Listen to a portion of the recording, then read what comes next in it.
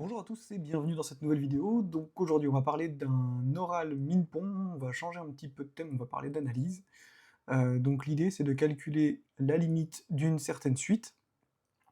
Donc cette suite c'est la somme pour k égale à n plus 1 jusqu'à plus l'infini des n sur k racine de k2 moins n au carré. Donc la solution que je vais proposer est accessible niveau L2SP, parce que voilà, les thèmes qui sont abordés, c'est intégrale impropre, intégrale généralisée.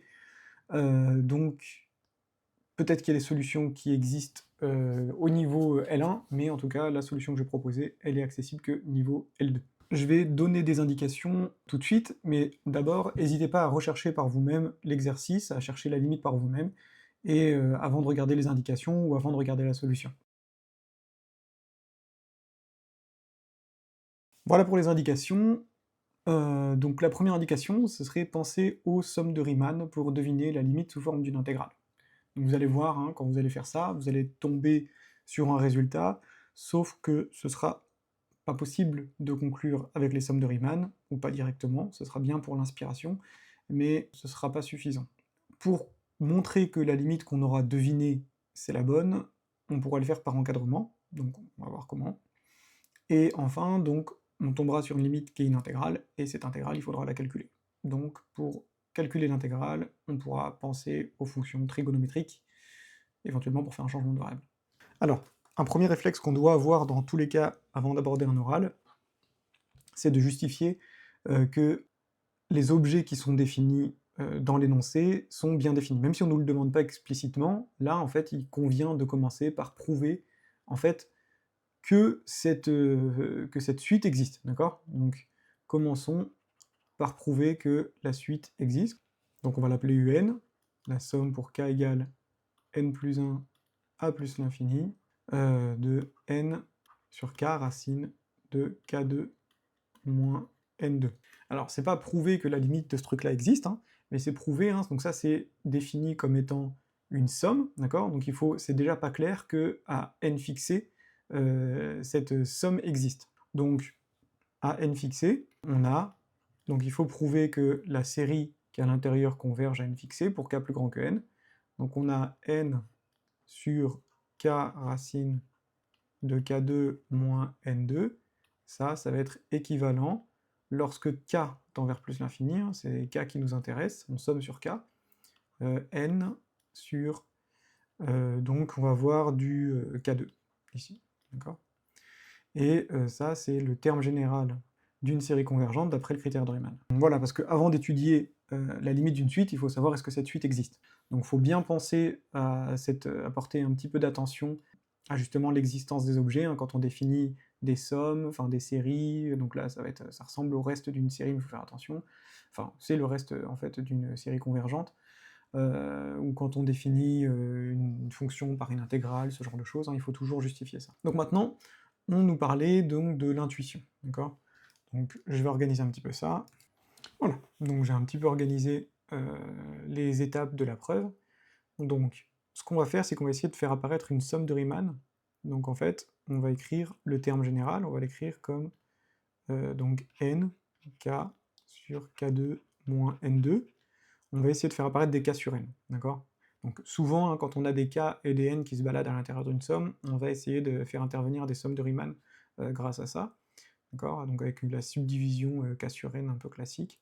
On va mettre le n au dénominateur, donc là on va avoir du k sur n, d'accord?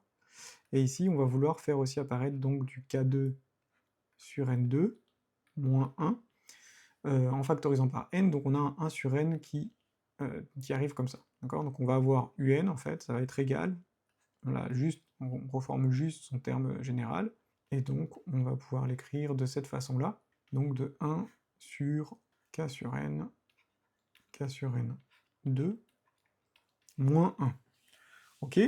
Donc maintenant, k, il va de n plus 1 jusqu'à plus l'infini, d'accord? Donc on va voir ak, on va poser ça comme étant k sur n, pour k appartenant à n plus 1 plus l'infini. Je ne sais pas si on peut noter ça comme ça, mais bon, en tout cas on le comprend. On va introduire une fonction qu'on va appeler f, qui va donc de 1 plus l'infini dans R, donc dans R+, même, qui a x associe 1 sur x racine de x carré moins 1. D'accord? Donc cette fonction, elle est bien définie. Et on a envie de dire que, donc on va avoir ak, le premier, ça va être an plus 1, qui va être 1 plus 1 sur n, et en fait jusqu'à plus l'infini. D'accord? Ok? Et donc là, on a envie de dire que si on fait un petit dessin, voilà, donc j'ai fait un petit dessin avec GeoGebra, donc j'ai représenté la fonction là qui nous intéresse, donc définie sur 1 plus l'infini, qui à x associe 1 sur x racine de x carré moins 1, et donc j'ai exprimé un, donc à n fixé, en fonction de f. Donc en fait, quand on écrit la somme de ces termes, on peut voir qu'en fait ça va être la somme pour k est égale à n plus 1 jusqu'à plus l'infini de 1 sur n, f de k sur n. D'accord? Donc quand on voit sur le dessin, on va avoir, en fait, ça va faire une somme d'air, d'accord? Donc on va regarder f de k sur n, ce sera la hauteur de notre rectangle, et il sera de largeur 1 sur n.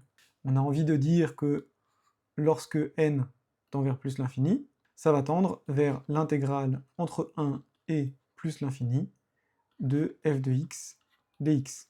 D'accord? Là, on va voir que on va avoir notre suite qui va se rapprocher de... les rectangles qui vont devenir de plus en plus fins, et qui vont venir aussi se rapprocher de 1, et qui vont aussi, donc de toute façon, ils s'étalent tout le temps jusqu'en plus l'infini.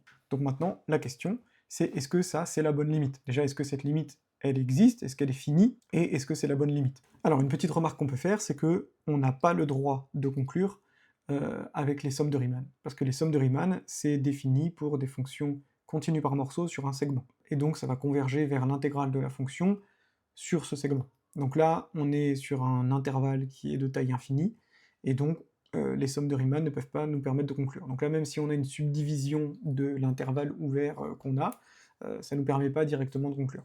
On va devoir ruser un petit peu pour conclure.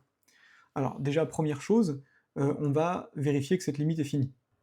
Voilà, donc on s'intéresse à la convergence de l'intégrale, donc c'est une intégrale impropre. Elle est définie dans aucune de ces bornes, elle est définie ni en 1 ni en plus l'infini, donc il faut justifier la convergence de l'intégrale dans les deux bornes. Donc en plus l'infini, on va faire ça par équivalent, en fait dans les deux bornes on va faire ça par équivalent.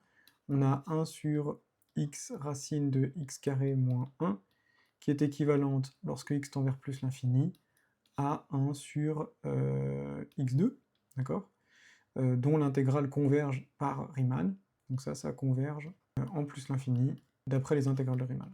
Et en 1, donc là on va reformuler un petit peu ce qu'on a, donc on a 1 sur x racine de x2 moins 1, donc là ça, on a une forme indéterminée a carré moins b carré en bas, donc ça fait racine de x moins 1, racine de x plus 1, d'accord? Et ça, lorsque x tend vers 1, et ben ça va être équivalent à 1 sur racine de 2, racine de x moins 1. Et ça, pareil, ça converge en 1, donc l'intégrale converge en 1+, toujours d'après le critère de Riemann, donc pour alpha égale 1,5. Si on voulait le faire proprement, on poserait y égale x moins 1, et on aurait 1 sur racine de y, dont l'intégrale converge en 0. Donc cette intégrale converge, donc maintenant, il nous reste à savoir, à déterminer, est-ce que c'est la bonne limite. Voilà, donc j'ai mis notre prochain objectif, je l'ai mis ici, j'ai gardé le graphe dans un coin pour qu'on puisse s'y raccrocher, d'accord? Donc là, l'idée c'est que on va en fait plutôt faire de la comparaison somme intégrale. Donc l'idée c'est que on va montrer que f est décroissante dans un premier temps. Donc montrons que f est décroissante, et en fait, puisque f est à valeur positive, ça revient en fait à montrer que son carré est décroissant, et en fait que l'inverse de son carré est croissant.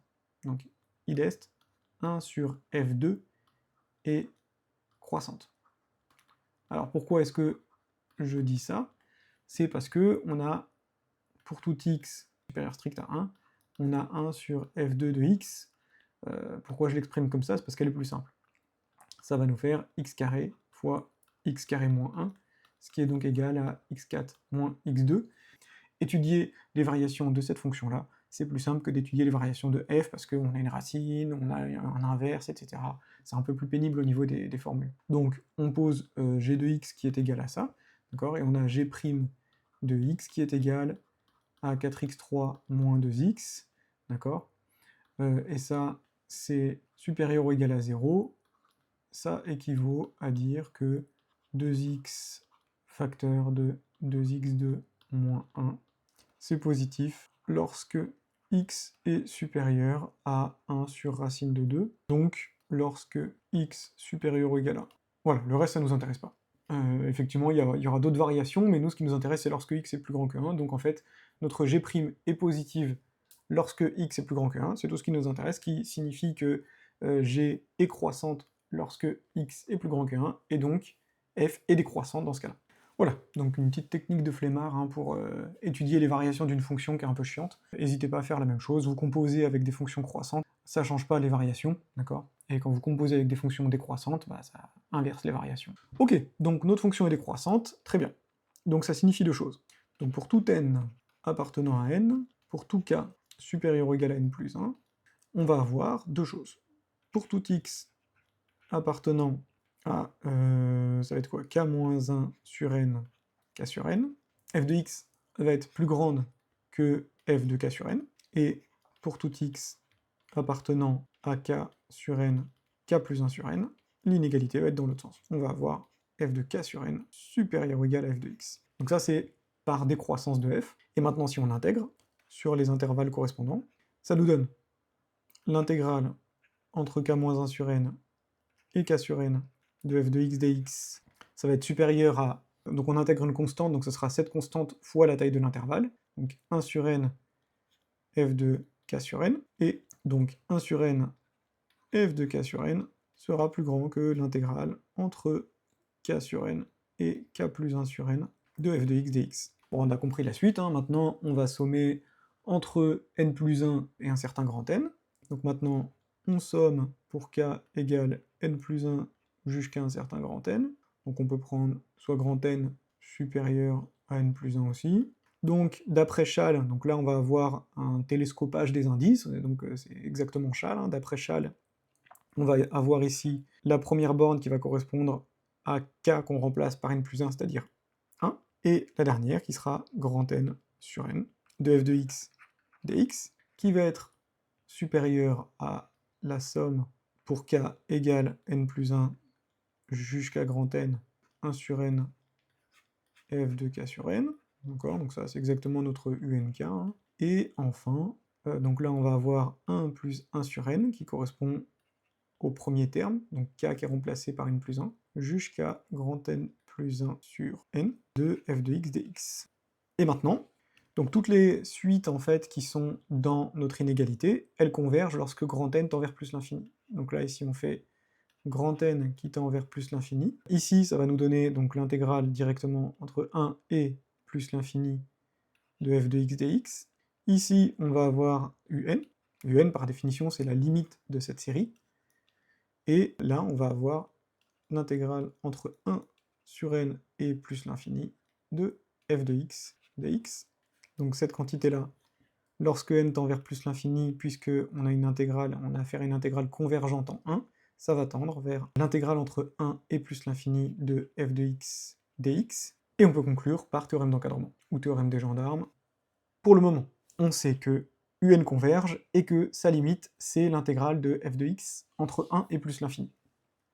Donc maintenant, il ne nous reste plus qu'à calculer cette intégrale. Alors, pour le calcul de cette intégrale, ce que j'avais suggéré, c'était un changement de variable trigonométrique. Parce que là, on voit qu'on a du x carré moins 1, et moi, quand je vois ça, je pense à cos carré plus sinus carré égale 1. Voilà, c'est ce qui m'a mis un petit peu sur la voie. Il y a peut-être d'autres façons pour calculer ça, mais on va faire un changement de variable. Donc on va le faire proprement. On pose donc x, c'est phi de θ, et donc on va poser... Alors on ne peut pas poser directement cosinus θ, hein, parce que cosinus θ c'est entre 1 et 0, pardon, entre moins 1 et 1, mais là en fait on veut l'inverse.